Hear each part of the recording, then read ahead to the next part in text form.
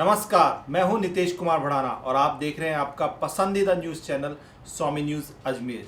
क्या रही इस वक्त की सबसे बड़ी खबर, क्या है खबरों में खास, आइए आपको दिखाते हैं प्राइम टाइम बुलेटिन में। अजमेर की हाई सिक्योरिटी जेल में दो हार्डकोर अपराधी आपस में भिड़ गए और आगजनी भी कर दी। तुरंत पुलिस मौके पर पहुंची और हालात पे काबू पाया। घबराए नहीं, ये एक मॉक ड्रिल थी। कई कुख्यात अपराधी जो है यहाँ पर बंद है। एक बार जगदीश चंद्र शर्मा एसपी से बात करेंगे। किस तरह को तलब किया गया, करीब सभी अधिकारी कर्मचारी जो रिएक्शन टाइम है मिनिमम 25 से 30 मिनट का, उसमें सब आ गए। सबने अपनी अपनी ड्यूटी किस तरह उनको देनी है ये भी हमने जांचा परखा। उसके बाद कलेक्टर साहब ने, मैंने हाई सिक्योरिटी जेल के अंदर जेल अधीक्षक की उपस्थिति में और हमारी पुलिस की टीम जो है एडिशनल एसपी के नेतृत्व में जो टीम उन्हें साथ ली, अंदर पूरी जेल की बैरकों का निरीक्षण किया।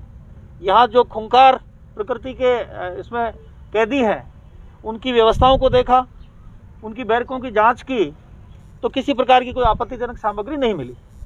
ये इस तरह की जांच समय समय पर होती रहेगी और राज्य सरकार ने भी अभी इस जेल को और हाई सिक्योरिटी की दृष्टि से अन्य साधन उपकरण उपलब्ध कराने के लिए बजट उपलब्ध कराया है। शीघ्र ही इस जेल का और इसका आधुनिकीकरण होगा, नवीनीकरण होगा और इसको अति मानक, उच्च मानक वाली सुरक्षा जेल में तब्दील किया जाएगा। उसके लिए हमारे प्रयास जारी है। अभी जो सब लोग आए हैं जिनको समय दिया था, कोई ऐसा है जो लेट आया हो या वो अब विश्लेषण करेंगे। सूचना मिलने के बाद किस अधिकारी ने कितने समय लिया यहाँ पहुँचने में, उसका रिएक्शन टाइम क्या रहा, वो हमने नोट किया है। उसके बारे में विश्लेषण करके और उनका स्पष्टीकरण कॉल किया जाए।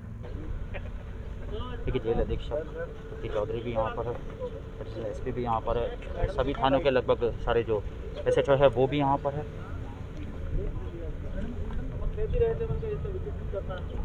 देखिए, उच्च सुरक्षा बल जो कारागृह है उसका ये नज़ारा आप देख रहे हैं लाइव स्वामी न्यूज़ चैनल के फेसबुक पेज के माध्यम से। एक्सक्लूसिव तस्वीरें सबसे पहले हमने आप तक पहुँचाई हैं।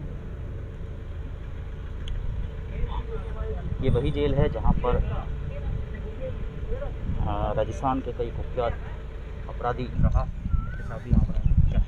आज अजमेर जिला प्रशासन की संपूर्ण टीम के द्वारा यहाँ मॉक ड्रिल की गई उच्च सुरक्षा कारागार के अंदर, जिसमें ये था कि बंदियों ने आपस में झगड़ा करके और कहीं पे एक जो बैरिक है उसमें आग लगा दी। सारा प्रशासन बिल्कुल सही समय पर पहुंचा। पूरे प्रशासन के द्वारा अंदर की तलाशी ली गई और तलाशी के दौरान कोई भी निषिद्ध वस्तु नहीं मिली और सारी व्यवस्थाएं जो है प्रशासन के द्वारा बड़ी अच्छी और सराहनीय बताई गई।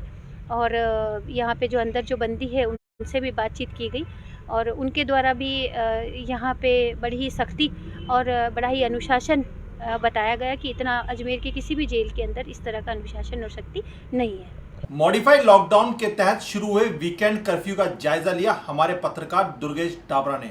शहर की स्थिति क्या थी, कितने बाजार कब बंद हुए और शहर में आवाजाही क्या थी, ये लाइव के माध्यम से दिखाया गया।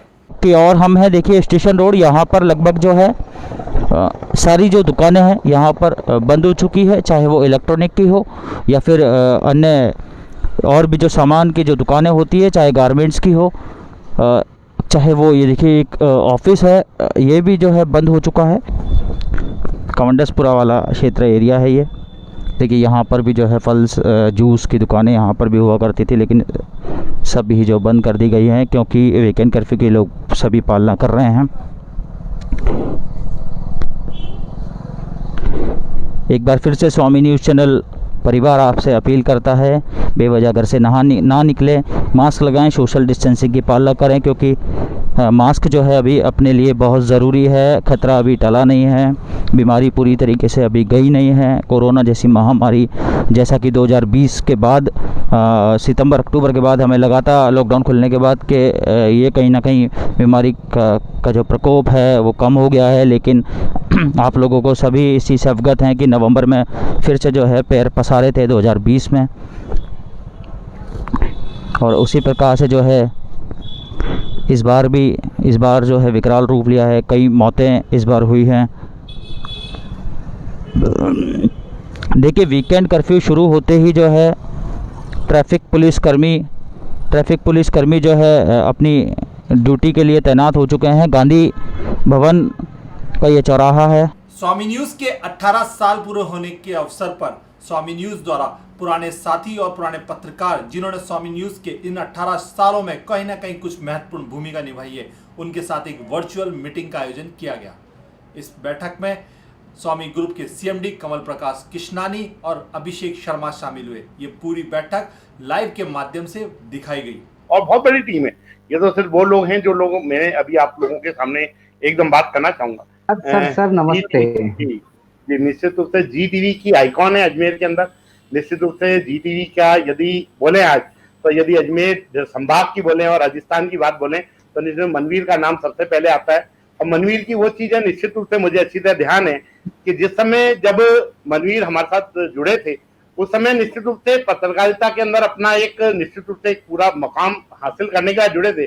और निश्चित रूप से उस समय जब मोइन के साथ में जो मनवीर ने जो स्टोरी करी थी, जो दरगाह की जो स्टोरी करी थी, वो निश्चित रूप से मनवीर को एकदम हाइट के ऊपर लेके गई। और हम निश्चित रूप से उससे मनवीर की पहचान भी बनी।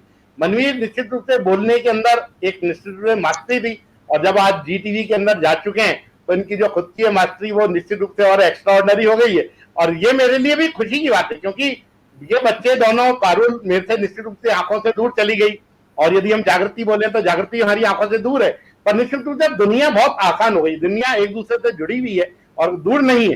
क्या बोलते हैं मनवीर जी, कल क्या था और आज क्या है, और आने वाले दिनों में क्या, कल की क्या प्लानिंग है, बताएं मनवीर जी।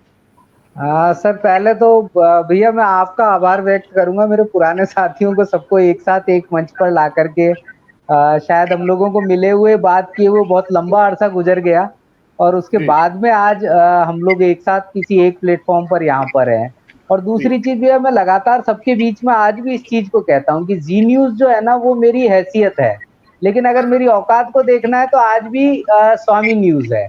तो यहाँ से जो स्वामी न्यूज से मेरी औकात का सफर हुआ था वो हैसियत के रूप में जी न्यूज पर आज सब लोग देख सकते हैं। और कहीं ना कहीं इसके लिए स्वामी न्यूज को मैं इसलिए वो मानता हूँ क्योंकि वहां जो मौके आपने हमको दिए, एक लोकल केबल चैनल के ऊपर जिन सारी चीजों को आपने जब हमको करने को दिया वो आज भी बहुत सारे बड़े चैनल्स के अंदर लोगों को उपलब्ध नहीं है। और वो जो मौके मिले थे वहां से जो निखरने का दौर शुरू हुआ था, वही इस जिस उपलब्धि की बात आज हम करते हैं उसके पीछे अगर कोई एक कारण है तो मैं ये मानता हूं कि वो मौके जो आपने हमको उस समय में दिए, हमारी वो टीम आज भी जिस तरीके से अभिषेक से जब मैं दिन में बात कर रहा था ये ऑफिस में, तो हम यही बात कर रहे थे कि एक दौर था जब स्वामी न्यूज के पास में इस अजमेर की सबसे शक्तिशाली टीम थी, और उस टीम का जो नेतृत्व आपके द्वारा किया गया, जो हमको खुल करके काम करने की स्वतंत्रता दी गई, वो हमको कह सकते हैं हम कि एक बेहतर मौका था अपने आप को परखने का भी और अपने आप को निखारने का भी। बिल्कुल निश्चित रूप से मंत्री जी ये बात बिल्कुल अपनी जगह पे है। कोशिशें निश्चित रूप से कोई भी चैनल और कोई भी ब्रांड यदि बनता है तो निश्चित रूप से सब जनों की टीम से बनता है, और उस टीम के ऊपर निश्चित रूप से मुझे भी गर्व है कि आज, क्योंकि आपको मालूम है कि मैं तो न्यूज चैनल वाले रूम के अंदर कितने दिनों में और कितने घंटों में बाद घुसता था। मैंने तो 2020 के अंदर इस चैनल के इस कमरे के अंदर एंट्री ली है। 2020 से तो पहले ये जो टीम या रूम है वो निश्चित रूप से आप लोगों के ही हवाले था, और आप लोग ही इसको संभालते थे, और आप लोग ही बेसिकली स्वामी की वर्किंग को आगे बढ़ाने का काम करते थे। मुझे अच्छी तरह ध्यान है कि पारुल का वो समय, एक मेरे को छोटी सी बात याद है, जब निश्चित रूप से एक म्यूजिकल प्रोग्राम बनाने की बात आई थी, तो प्रतीक्षा ने और पारुल ने मिलकर एक बिनाका गीत माला की तरीके का एक प्रोग्राम प्लान किया था, और जो गाने लोगों की ऑन डिमांड सॉन्ग जो कि जनरली एफएम के अंदर देखे जाते हैं, उन उसको भी निश्चित रूप से हम दोनों ने बहुत अच्छे ढंग से प्लान किया था। और निश्चित रूप से उसकी जो यादें, जब वो गाने होते थे, हमारे पास सीमित संसाधन थे, तो साफ हटा दी कि देखा जाएगा जो होगा बाद, मुझे ये नहीं करना। मतलब आज मैं खुले दिल से कहना चाहती हूँ, इतने लंबे सालों में चाहे कोई भी न्यूज चैनल हो, चाहे वो नेशनल न्यूज चैनल, आज बड़े उस पे कह रही हूँ मैं ये चीज कि बहुत सारी जगहों पर बहुत अलग तरीके से चीजें होती है। मतलब आपको तीली मिल गई, बस आग लगा दो, वो वाली चीज। लेकिन जो न्यूज ने आज तक दिखाया है वो बेस लेके चले हैं, और कभी भी उनपे प्रेशर भी आया है तो उन्होंने वो न्यूज नहीं छापी है, लेकिन उन्होंने बेसिक जो पत्रकारिता है उसको बनाए रखा है। तो सर इसके लिए सल्यूट है सर आपको, सच में। मैं तो कई बार इस चीज के लिए कोफ का भाजन भी बना। अभी किसी की खबर में कोई अननेसेसरी की टिप्पणी या कुछ होती थी, मैं एडिटिंग पे बैठता था, मैं काट देता था, तो रिपोर्टर्स नाराज भी होते थे, यार मैंने इतनी अच्छी लाइन लिखी थी काट दी। तो मैं कहता भाई ये न्यूज का हिस्सा नहीं है, तुम्हारे निजी विचार हैं। न्यूज का एक बेसिक फंडा है। अब तो मनवीर इतना एक्सपीरियंस और इतने बड़े उसका आज जो है क्या कहते हैं संभाग प्रमुख है, तो अब समझता होगा इस चीज को। रहमान भी बहुत नाराज होता था कि कभी भी हमारे निजी विचार और हमारी निजी टिप्पणी किसी भी हार्ड न्यूज का हिस्सा नहीं होते। हार्ड न्यूज सिर्फ कंटेंट होती है। और उस समय मैं हमेशा नाराजगी झेलता था, मैं काट देता था और कहते यार हमारी चीज काट दी। पर मुझे एक चीज हमेशा अच्छी लगती थी, मुझे आज भी याद है कि बहुत जब मनवीर बहुत पहले दिन आए जैसे, तो लिखने की न्यूज को कैसे फॉर्मेट करना है, तो मुझे याद आता है एक बार ऐसा कुछ हुआ था कि सुरेंद्र जी ने जो है खबर दी, मनवीर लिख के लाओ।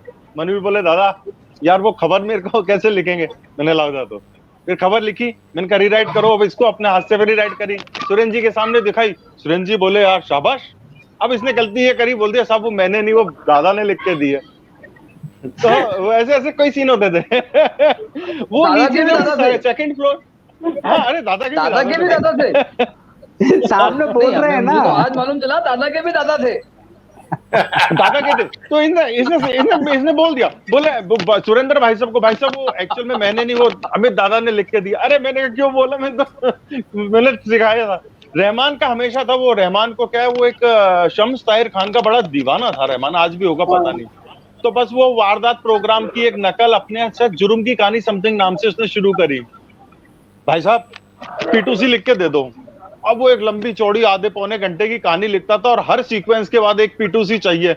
अब मैं उसकी पूरी स्क्रिप्ट पढ़ के बीच बीच में P2C लिख करके उसको दिया करता था। बोले चलो मेरे साथ, मैंने कहा कहाँ, बोले किसी साइड वाइड पे चलते हैं। तो कभी किसी ऐसे, फिलहाल एडिटिंग देख रहा हूँ यहाँ पर, और जब भी लाइब्रेरी में कुछ शॉर्ट्स नजर आते हैं तो हर रोज कुछ नया सीखने को मिलता है आप लोगों से। 2012 से मैं जुड़ा था, तो कुछ लोगों का जिक्र करना चाहूंगा जो 2012 के साथ जिन लोगों से मैं मिला और जिनसे सीखने की काम किया। सन 2012 में जब मैं पहली बार आया था तो मोइन सर और सुखन सर टेबल देखा करते थे, न्यूज डेस्क देखा करते थे, और पूजा दीदी, पूजा जैन और हर्षिता दीदी वो एडिटिंग देखा करती थी। तो उनके जो बनाए हुए ट्यूटोरियल्स थे, जिनसे वो ट्यूटोरियल्स बनाए गए थे, उन ट्यूटोरियल से मैं सीखा। फिर सुकन भी ऐसे किस तरीके से कंपोजिशन तैयार की जाती है। तो उस दौरान भी जिस दौर की आप बात कर रहे हैं कि फैमिली वाला एनवायरनमेंट मिलता था, और जिस समय मैंने काम स्टार्ट किया तो उस समय भी फैमिली वाला एनवायरनमेंट आज तक मिल रहा है, और उसमें भैया का मैं सहयोग बहुत मानूंगा, कमल भैया का। फिलहाल इस बुलेटिन में इतना ही। मुझे और मेरी टीम को दीजिए इजाजत। आपसे मुलाकात होगी अगले बुलेटिन में, तब तक के लिए नमस्कार।